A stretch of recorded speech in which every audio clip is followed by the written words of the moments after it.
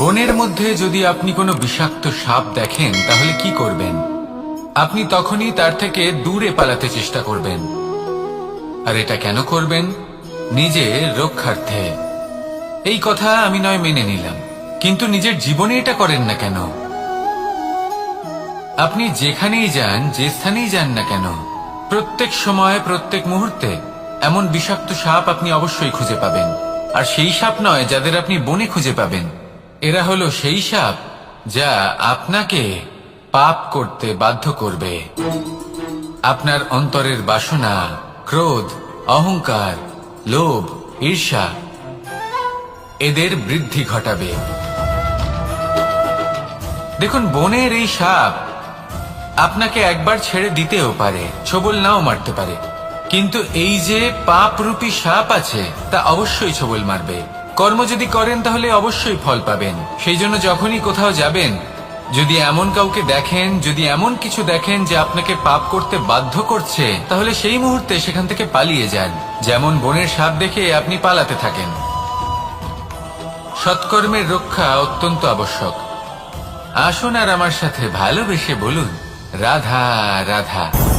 এই সংসারের সব থেকে বড় সুখ কি? কেউ বলবেন নিজের লক্ষ্য প্রাপ্ত করা, কেউ বলবেন ধন উপার্জন করা, কেউ বলবেন নিদ্রাই সব থেকে বড় সুখ, কেউ বলবেন রাজ্য লাভ করা, আবার কেউ বলবেন মাতার হাত থেকে খাবার খাওয়া, আদি ইত্যাদি। কিন্তু যদি সত্যি কথা বলি, এই সংসারের সব থেকে বড় সুখ হলো সেবা করা। কখনো কাউকে সেবা করে দেখুন। এই সেবা দ্বারা অন্য কোনো মানুষের আশীর্বাদ লাভ করাতেই সুখ রয়েছে। আপনার সেবা ভাব দ্বারা যখন কোনো মানুষ নিজের অন্তরাত্মা থেকে আপনাকে আশীর্বাদ করে, তার থেকে বড় সুখ আর কিছুই নেই। কারণ প্রত্যেক মানুষের মধ্যে ঈশ্বর বাস করেন। নরের সেবাই হলো নারায়ণের সেবা।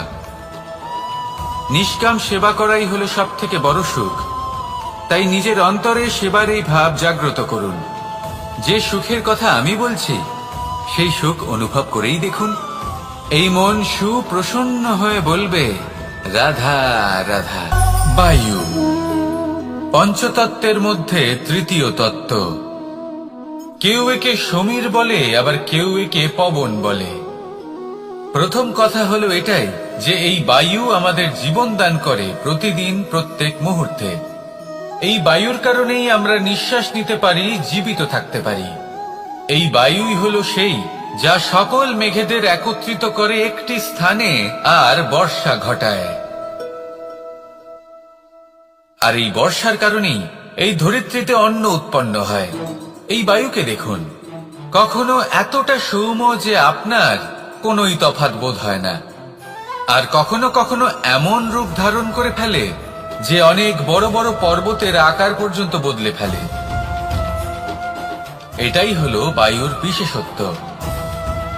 বায়ু শেখায় যে সময়ের সাথে সাথে বইতে থাকো, সকলকে জীবন দান করো, সকলকে সাহায্য করো, কিন্তু যখন বিপদ সামনে আসবে তখন দৃঢ় হয়ে সম্মুখীন হও। বাধা অনুযায়ী নিজেকে গড়ে নিতে হবে।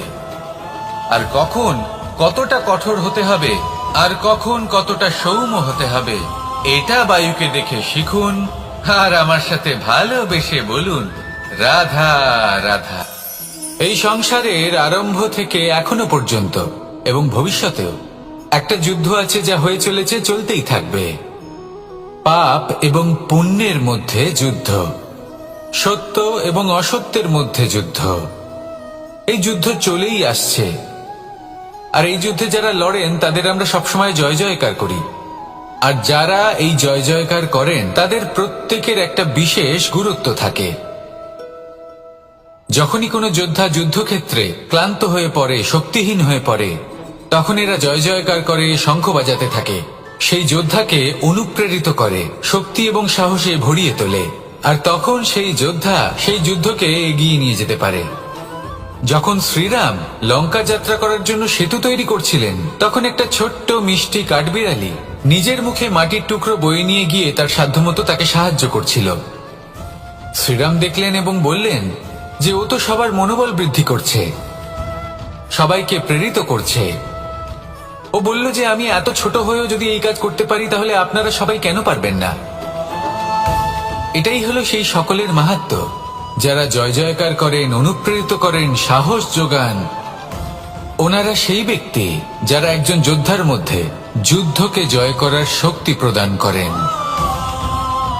আসুন আমার সাথে ভালোবেসে বলুন, রাধা রাধা।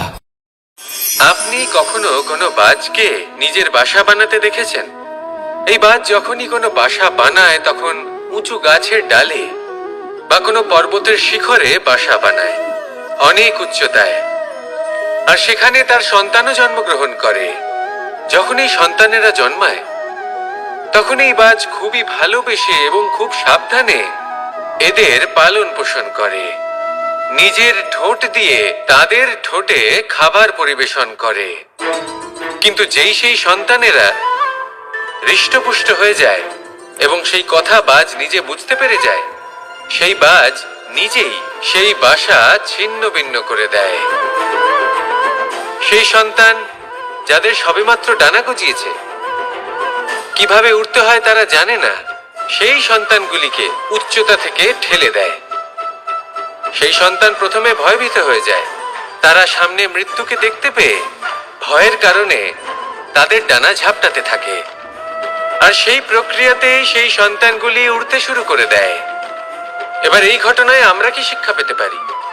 এটাই, যদি আপনি মাতা পিতা হন তাহলে নিজের সন্তানকে অবশ্যই স্নেহ করুন, কিন্তু তাদেরকে নিজের আঁচলের তলায় বেঁধে রাখবেন না। যদি আপনি চান আপনার সন্তান জীবনে উন্নতি করুক, তাহলে নিজের মুঠো থেকে তাদের স্বতন্ত্র করে দিন। এই সংসারে সংঘর্ষ করতে দিন। সেই সন্তান নিজেই বুঝতে পারবে যে জন্মের সময় পাওয়া ডানা কি করে ব্যবহার করতে হয়। আর আপনার চোখের সামনে আপনার সন্তান এই আকাশে উড়তে থাকবে। তাহলে আসুন আমার সাথে ভালোবেসে বলুন, রাধা রাধা। আমার জীবনে পরিচয় হয়েছে অনেক ব্যক্তির সাথে, ভিন্ন ভিন্ন ধরনের মানুষ। এনাদের সাথে আলাপ হয়ে খুব ভালো লেগেছে, অনেক শিক্ষাও লাভ করেছি। আমি তাদের সাথেও আলাপ করেছি যারা অনেক উচ্চ স্তরে পৌঁছে গেছেন, আবার তাদের সাথেও যারা নিজেদের জীবনে বিশেষ কিছু করতে পারেননি। তাদের সাথেও পরিচয় হয়েছে যারা সফল, আবার তাদের সাথেও যারা অসফল। এবার এই সবই একই রকম মনে হয়। এদের মধ্যে পার্থক্য শুধুই মানসিকতার। যখনই কোনো অসফল ব্যক্তির সাথে পরিচয় হয়েছে তখনই দেখেছি তাদের কাছে সবসময় একটা অজুহাত রয়েছে যে কেন তারা সফল হতে পারেননি। কখনো তারা দোষ দিয়ে থাকেন তাদের ভাগ্যকে, তাদের পরিস্থিতিকে, দোষারোপ করতে থাকেন তাদের মাতা পিতাকে, আত্মীয়দের, বন্ধু বান্ধবদের। কোনো না কোনো অজুহাত সবসময় এদের কাছে থাকে যে কেন তারা সফল হতে পারেননি। সেখানেই যখন সফল ব্যক্তির সাথে পরিচয় হয় তাদের কাছে সবসময় একটা কারণ থাকে যে কিভাবে এই সমস্যাগুলির ঊর্ধ্বে উঠে সাফল্য লাভ করা যায়। আর সেই কারণ হলো যে যাই হয়ে যাক না কেন, সাফল্য লাভ করতেই হবে। যতই সংঘর্ষ করতে হোক না কেন, যতই সমস্যা আসুক না কেন, সফল আমাদের হতেই হবে। এটাই পার্থক্য মানসিকতার। সত্যি কথা বলতে আপনার আজকের এই মানসিকতা হলো আপনার আগামী ভবিষ্যতের ইমারতের ভিত। এই মানসিকতা যতটা প্রবল হবে, যতটা শুভ হবে, আপনার ভবিষ্যৎ ততটাই বিশাল এবং সুন্দর হবে। তাহলে সমস্যার উপর নয়, সাফল্যের উপর মনোযোগ কেন্দ্রীভূত করুন, জীবনে এগোতে থাকুন আর আমার সাথে ভালোবেসে বলুন, রাধা রাধা। মানুষের জীবনে দুই ধরনের আবেগ থাকে যা চিরকাল তার সাথে বসবাস করে। প্রথম, স্বপ্ন। দ্বিতীয়, অজুহাত। মানুষ হাজার হাজার স্বপ্ন দেখতে পারে। আমাকে এই কাজ করতে হবে, আমাকে ওখানে ঘুরতে যেতে হবে, আমায় জীবনে এই অসম্ভব কাজ বাস্তবায়িত করে দেখাতে হবে, আদি ইত্যাদি। এবার ঠিক যেমন স্বপ্ন দেখেন সেইভাবে অজুহাতও খুঁজে নিয়ে আসেন। আমি এই স্বপ্ন পূরণ করতে পারলাম না, কারণ আমাকে কেউ সাহায্যই করলো না, কারণ আমি দুর্বল হয়ে পড়েছিলাম, কারণ আমার কাছে সময়ই ছিল না, আদি ইত্যাদি। এবার সাফল্য এবং অসফলতার মাঝখানে এই ধরনের সংঘর্ষ হতে থাকে। সাফল্য তখন লাভ করা সম্ভব যখন আপনার স্বপ্ন আপনার অজুহাতের থেকে অনেক বড় হয়, আর অসফলতা তখন পাবেন যখন আপনার অজুহাত আপনার স্বপ্নের থেকে অনেক বড় হয়। আপনি যদি সাফল্য লাভ করতে চান তাহলে চেষ্টা করতে থাকুন, পরিশ্রম করুন। যদি অসফল হন তাহলে ভয়ভীত হওয়ার কোনো প্রয়োজন নেই। নিজের ভুল বুঝুন, তাকে শুধরে নিন, আবার চেষ্টা করুন। কিন্তু যদি নিজের জীবনে অজুহাত নিয়ে আসেন তখন স্বপ্ন কখনো পূরণ হবে না। আসুন আমার সাথে ভালোবেসে বলুন, রাধা রাধা। এই সংসারের সব থেকে কঠোর ধাতুর মধ্যে একটি হলো লোহা। লোহা দিয়ে আমরা অনেক অস্ত্র শস্ত্র লাভ করি, অনেক বস্তুও লাভ করি। এবার এই লোহাকে কাটার জন্য, একে কোনো আকার দেওয়ার জন্য কি প্রয়োগ করতে হয়? লোহা। এবার এই কথাটা আমরা সকলেই জানি যে লোহার দ্বারাই লোহাকে কাটতে হয়। এবার এই কথা আমি আপনাকে কেন বলছি? এরপরে খুব বড় একটা প্রশ্ন আসে যা খুব বড় শিক্ষা দিয়ে যায়। এটা কেন হয় যে আমরা একটা লোহা দিয়ে একটা লোহাতে আঘাত করছি, কিন্তু যে লোহা দ্বারা আঘাত করছি তার আকার বদলাচ্ছে না, যার উপর প্রহার করছি তার আকার বদলাচ্ছে? এতে পার্থক্যটা কোথায়? পার্থক্য হলো তাপমাত্রার। দেখুন, যে লোহাকে আমরা কাটতে চাই তার তাপমাত্রা বাড়াতে হয়, তাকে গরম করতে হয়। আর যে লোহা দ্বারা আমরা আঘাত করতে চলেছি সেই লোহা আমাদের ঠান্ডা রাখতে হয়। অর্থাৎ ঠান্ডা লোহা গরম লোহাকে কেটে দেয়। এবার এই শিক্ষা কি আমাদের জীবনে যথেষ্ট নয়? আমাদের জীবনে অনেক সমস্যা আসতে পারে, কিন্তু আমাদের এই বিষয়ে বিশেষ খেয়াল রাখতে হবে যে আমাদের মনকে আমরা যেন ঠান্ডা রাখি, এই মস্তিষ্ককে শান্ত রাখতে হবে। যদি আমরা ক্রোধ বা ঈর্ষার আগুনে জ্বলতে থাকি, বিদ্বেষের আগুনে জ্বলতে থাকি, তাহলে আমরাও সেই লোহার মতোই হয়ে যাব যার তাপমাত্রা অত্যন্ত বেশি। তখন যে কেউ এসে আমাদের বিচ্ছিন্ন করে চলে যাবে। মনে রাখবেন, যিনি যত বেশি স্থির বুদ্ধির অধিকারী, যিনি হলেন সব থেকে বেশি শান্ত, তিনি হলেন সব থেকে বেশি বলশালী। তাহলে শান্ত থাকুন আর আমার সাথে ভালোবেসে বলুন, রাধা রাধা। কনক, কি সুন্দর একটা শব্দ। এর অনেকগুলো রূপ রয়েছে, অনেকগুলো অর্থও রয়েছে। প্রথম অর্থ হলো স্বর্ণ, অর্থাৎ সম্পত্তি। দ্বিতীয় অর্থ ধুতুরা, অর্থাৎ গাছের ছোট একটা বীজ যা কিনা অত্যন্ত শক্তিশালী হয়। যদি বেশি মাত্রায় এর প্রয়োগ করা হয় তাহলে এটা বিষময় হয়ে উঠতে পারে। এই হলো সেই ধুতুরা যার প্রয়োগ মহাদেবের পুজোতে করা হয়। এবার প্রশ্ন হলো এটাই যে এই স্বর্ণ এবং এই ধুতুরার মধ্যে মিল কি রয়েছে? মিল হলো এটাই যে এই দুটোই মানুষকে মত্ত করে তোলে। ধুতুরা মানুষকে তখন মত্ত করে যখন তাকে সেবন করা হয়, কিন্তু স্বর্ণ, ধন, সম্পত্তি, মানুষ এটা যতটাই অর্জন করে নেয় সেটাই যথেষ্ট। এই স্বর্ণ মানুষের ভাবনা চিন্তা করার ক্ষমতাকে বশ করে ফেলে। মানুষ সম্পত্তির লোভে মত্ত হয়ে ওঠে, কারণ যে যত চমৎকারী, যতটা অমূল্য হয় তাকে সামলানো কিন্তু ততটাই কঠিন, তাই না? তাই মনে রাখবেন, ধন, স্বর্ণ, সম্পত্তি এগুলো ধুতুরার থেকেও অনেক বেশি বিষাক্ত হতে পারে। তাই এর ওপর আত্মসংযমের একটা কবচ পরিয়ে রাখবেন এবং বিবেকের শক্তির সাথে এগুলো প্রয়োগ করুন, তবেই কল্যাণ হবে। আসুন আমার সাথে ভালোবেসে বলুন, রাধা রাধা। একটা জলের ফোঁটাকে ফোঁটা নামে সম্বোধন করা হয়। অনেক ফোঁটা একত্রিত হলে সাগরের রূপ ধারণ করে। শুধু একটা পাতাকে পাতা বলা হয়, অন্য অনেক পাতার সাথে একত্রিত হলে তা গ্রন্থের রূপ ধারণ করে। একটা মাত্র সুতো অন্য সুতোর সাথে মিলিত হলে বস্ত্রের রূপ ধারণ করে। অনেক সংখ্যক ইট একত্রিত হলে মহলের রূপ ধারণ করে। সৈন্যরা একত্রিত হলে সৈন্যদল তৈরি হতে পারে। এটা হলো শক্তি সংগঠনের, এটাই হলো শক্তি একতার। তা সে বনস্পতি হোক বা কোনো ব্যক্তিই হোক, কোনো মনোভাবই হোক, যদি একা থাকে তাহলে দুর্বল হয়ে পড়বে। যদি সংগঠিত থাকে তাহলে শক্তিও বাড়বে আর আপনাকে সামনে এগিয়েও নিয়ে যাবে। তাই এই একতায় বিশ্বাস রাখুন আর আমার সাথে ভালোবেসে বলুন রাধা রাধা। জীবন কিসের উপর নির্ভরশীল? ধনের ওপর, বৈভবের ওপর, নিঃশ্বাসের ওপর? না, এই জীবন নির্ভরশীল বিশ্বাসের ওপর। বিশ্বাস নিজের ওপর, বিশ্বাস আমাদের আপনজনের ওপর। কিন্তু যখন এই বিশ্বাস ভেঙে যায় তখন মানুষের মনও ভেঙে যায় আর তারপর সে অন্য কিছু করতেই পারে না। তখন কি করা যেতে পারে? 3টে কাজ আছে যা আপনি করতে পারেন। প্রথম, ভালোবাসা। যাকে আপনি ভালোবাসেন, যারা আপনাকে ভালোবাসে, ভুল যারই হোক না কেন, তার কাছে ক্ষমা চাইতে কখনোই সংকোচ বোধ করবেন না। দ্বিতীয় হলো বিশ্বাস। যারা আপনাকে ভালোবাসেন, আপনাকে বিশ্বাস করেন, তাদের বিশ্বাস কখনো ভাঙবেন না। তৃতীয় হলো আশা। যারা আপনাকে ভালোবাসেন, আপনাকে বিশ্বাস করেন, তাদের আশা আপনার সাথে জড়িত।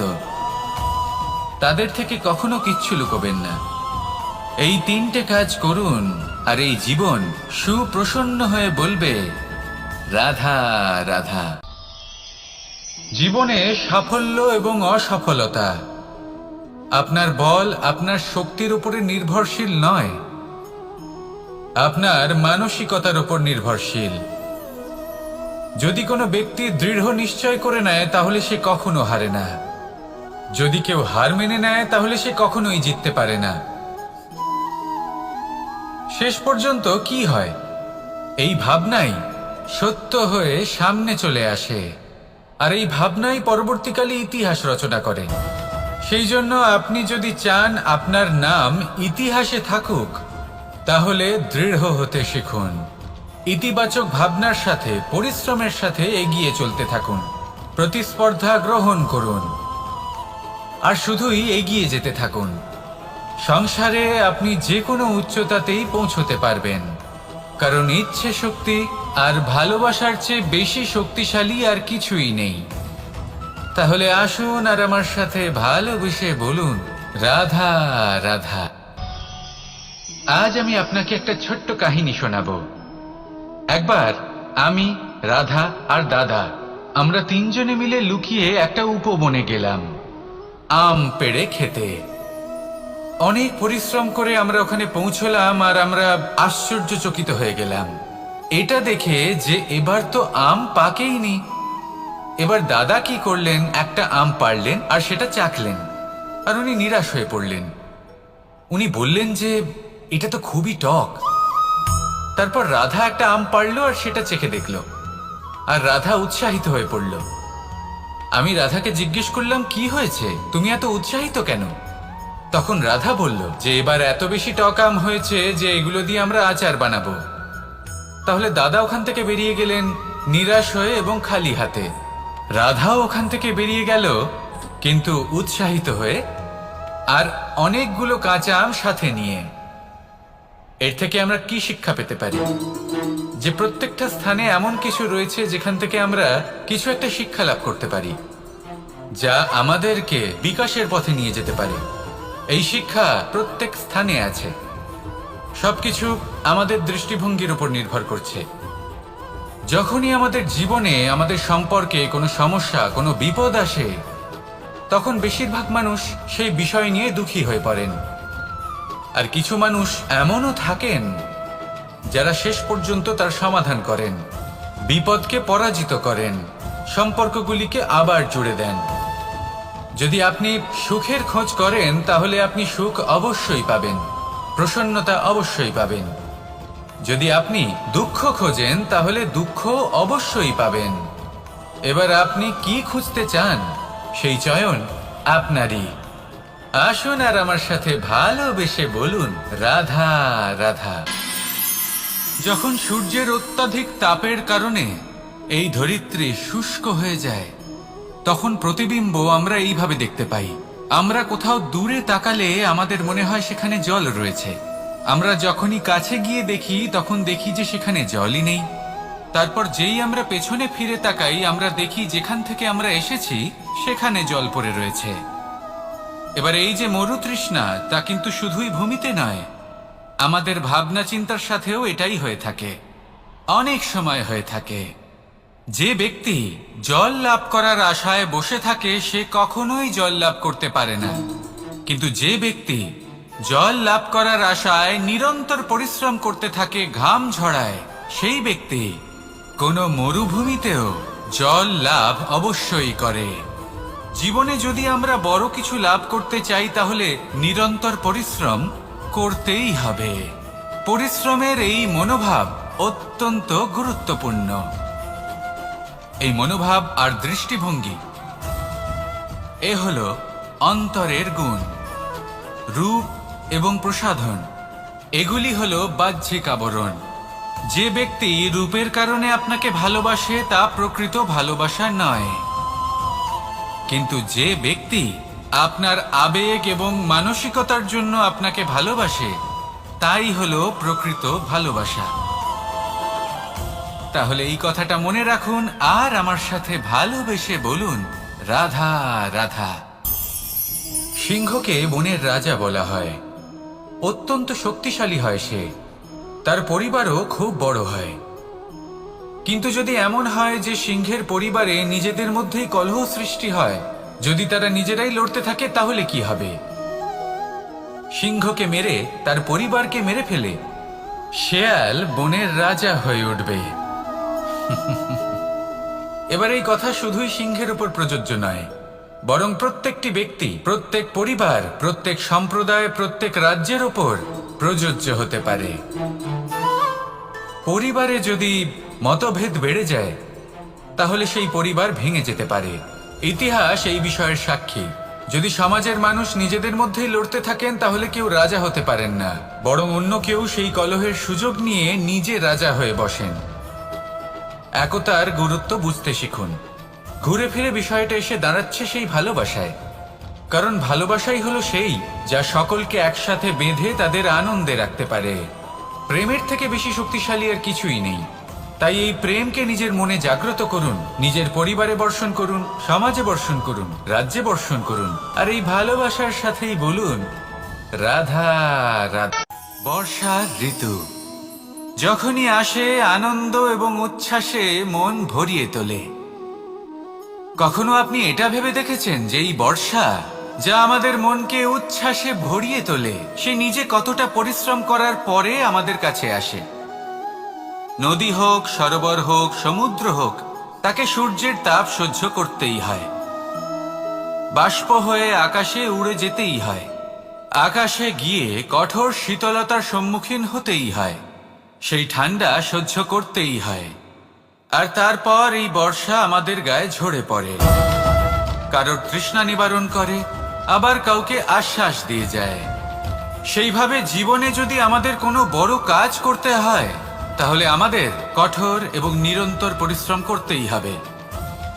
আর যে ব্যক্তি এই পরিশ্রম করার পরেও কোনো একটি নির্দিষ্ট স্থানে পৌঁছে যাবার পরেও বিনম্র থাকেন, সেই ব্যক্তি অমরত্ব লাভ করেন। তিনি হলেন সেই ব্যক্তি যাকে সমগ্র সংসার ভালোবাসেন। তাহলে সবসময় মনের মধ্যে বিনম্র ভাব বজায় রাখুন আর আমার সাথে ভালোবেসে বলুন, রাধা রাধা। কোনো এক বস্ত্রে যদি ছোট্ট একটা ছিদ্র উৎপন্ন হয় আর যদি আমরা তার দিকে নজর না দিই তাহলে সময়ের সাথে সমগ্র বস্ত্র ছিঁড়ে যায় আর কোনো কাজে আসে না। যদি কোনো একটা নৌকাতে ছোট্ট একটা ছিদ্র উৎপন্ন হয় তাহলে সময়ের সাথে পুরো নৌকাই জলে ডুবে যায়। লক্ষ্যের দিকে অগ্রসর হওয়ার সময় একটা ছোট্ট ভুল আপনি যদি করে ফেলেন তাহলে আপনাকে তা লক্ষ্যের থেকে দূরে করে দিতে পারে। এমনটা এই সম্পর্কের সাথেও হয়ে থাকে। কোনো একটা ছোট্ট কথা, একটা ছোট্ট মনোমালিন্য যদি সম্পর্কে আসে এবং সেটা না মেটানো হয় তাহলে সেই সমগ্র সম্পর্কটা, অনেক বড় বড় সম্পর্ক ভেঙে যেতে পারে। যদি আপনার সম্পর্কে ছোট্ট একটা ছিদ্র উৎপন্ন হয় তাহলে প্রেমের সূচ আর স্নেহের সুতো দ্বারা সেলাই করে ফেলুন, যাতে আপনার এই সম্পর্ক অটুট থাকে এবং প্রেম দ্বারা পরিপূর্ণ থাকে। আসুন আমার সাথে ভালোবেসে বলুন, রাধা রাধা। বর্ষা, কখনো অনুভব করে দেখেছেন এই বর্ষা? আকাশ থেকে বর্ষার ফোঁটা ঝরে পড়ে, মিষ্টি ফোঁটা, শীতল ফোঁটা, মনকে পবিত্র করে তোলে, ধরিত্রীর তৃষ্ণা নিবারণ করে, আশপাশটা সবুজে ভরিয়ে তোলে। এবার এই রকম জল আমরা কুয়ো থেকেও পেতে পারি। যদি আমরা ভেবে দেখি যে বর্ষা এবং কুয়োর জলের মধ্যে পার্থক্য কি, তবে পার্থক্য আছে। পার্থক্য হলো ভাগ্য এবং কর্মের। বর্ষা হলো ভাগ্য। প্রকৃতির যখন ইচ্ছে হবে তখন বর্ষা হবে, কিন্তু কুয়ো আমরা এমনি এমনি পাই না। কর্ম এবং পরিশ্রমের দ্বারা একে প্রাপ্ত করতে হয়। এই ধরিত্রীকে খুঁড়তে হয়, অনেক ঘাম ঝরাতে হয়, তবেই আমরা একটা কুয়ো প্রাপ্ত করতে পারি। এবার এই বর্ষা, এটা সারা বছর হয় না, কিন্তু কুয়ো এটা বছরের পর বছর আমাদের তৃষ্ণা নিবারণ করে। এবার এর থেকে আমরা কি শিক্ষা লাভ করি? এটাই যে আপনি ভাগ্যের উপর বিশ্বাস রাখুন, কিন্তু নিজের কর্মের উপর আস্থা রাখুন। কারণ কর্ম এবং পরিশ্রম আপনাকে এই সংসারের যে কোনো শিখরে পৌঁছে দিতে পারে। তাহলে নিরন্তর প্রয়াস করুন, কর্ম করুন, আর আমার সাথে ভালোবেসে বলুন, রাধা রাধা। ইচ্ছে বড়ই বিচিত্র জিনিস। এই ইচ্ছে যদি তা পূর্ণ না হয় তাহলে তা ক্রোধকে জন্ম দেয়, যদি তা পূর্ণ হয় তাহলে লোভকে জন্ম দেয়, যদি সময়ের মধ্যে পূর্ণ না হয় তাহলে শোককে জন্ম দেয়, আর যদি সময়ের পূর্বেই পূর্ণ হয়ে যায় তাহলে অহংকারকে জন্ম দেয়। সকলের ইচ্ছে থাকে, আপনারও অবশ্যই থাকবে, তা অবশ্যই পূরণ করবেন। কিন্তু একটা কথা মনে রাখবেন, আপনার এই জীবন এটা কোনোভাবেই আপনার ইচ্ছে পূরণ করার মাধ্যম নয়। এ হলো ধৈর্য সাধনের এক মাধ্যম, নিয়ন্ত্রণ করার এক মাধ্যম। নিয়ন্ত্রণ নিজের কামনার ওপর, নিজের ইচ্ছের ওপর, নিজের আবেগের ওপর। কারণ ইচ্ছে এটা হলো সেই অশ্বের মতো যা একবার লাগাম ছাড়া হয়ে গেলে আপনার হাত থেকে যদি এই লাগাম বেরিয়ে যায় তাহলে তা আপনাকে সোজা বিনাশের পথে নিয়ে যেতে পারে।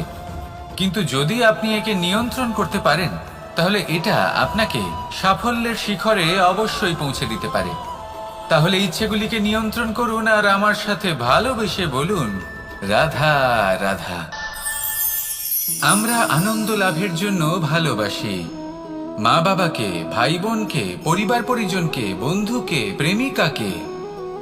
আমরা চাই যে সকলে যেন আপন হয়ে থাকেন, আমাদের কাছে থাকেন। কিন্তু মানুষের একটা প্রবৃত্তি আছে যে তিনি যা লাভ করে ফেলেন তার মূল্য তিনি বুঝতেই পারেন না। যদি আপনার বাড়ির কাছে একটা মিষ্টি জলের সরোবর থাকে বা সুন্দর নদী থাকে তাহলে জলের গুরুত্বটা কি আপনি তা বুঝতেই পারবেন না। সেইখানে আপনি যদি কোনো একটা মরুভূমিতে যান আপনি অনুভব করতে পারবেন যে এক একটা ফোঁটা জলের কি গুরুত্ব, তার মূল্য কি। সুখের মুহূর্তে যদি আপনজনদের মনে রাখেন তবে দুঃখের মুহূর্ত নিজে থেকেই দূরে সরে যাবে। ভালোবাসা এবং তার সাথে স্মরণ করা, এটাই তো হলো জীবনের এবং ভালোবাসার আসল মূল্য।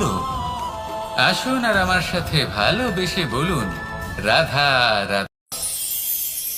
ধন মানুষের জীবনের সবথেকে বড় প্রয়োজনীয়তা, সেই অস্ত্র যার দ্বারা মানুষের জীবনের অনেক সংকট দূর করে দেওয়া যেতে পারে, সেই মাধ্যম যার দ্বারা সংসারের সমস্ত জাগতিক সুখ স্বাচ্ছন্দ্য লাভ করা যেতে পারে। কিন্তু ধনের দ্বারা আমরা সবকিছু লাভ করতে পারি না। জাগতিক স্বাচ্ছন্দ্য আমরা লাভ করতে পারি কিন্তু সুখ লাভ করতে পারবো না। সুখের উপকরণ আমরা লাভ করতে পারি কিন্তু সুখের অনুভূতি লাভ করতে পারবো না। আনন্দ, সন্তোষ, প্রসন্নতা এগুলো ধন দ্বারা লাভ করা যায় না। কিন্তু হ্যাঁ, আনন্দ, সন্তোষ আর প্রসন্নতার সাথে যদি কোনো কাজ করেন তাহলে অবশ্যই ধন লাভ করবেন। তাহলে আসুন আর এই প্রসন্নতার সাথে বলুন, রাধা রাধা। মানুষ শুধুমাত্র দুই ধরনের ব্যক্তির সামনেই নত হন, একজন হলেন তিনি যাকে তিনি সম্মান করেন, আর আরেকজন যাকে তিনি ভয় পান। এবার কোনো ব্যক্তি যদি আপনার সামনে নত হন, তাহলে তার পেছনের কারণ কি? আপনার প্রতি সম্মান নাকি আপনার প্রতি ভয়? সেটা আপনাকেই বুঝতে হবে।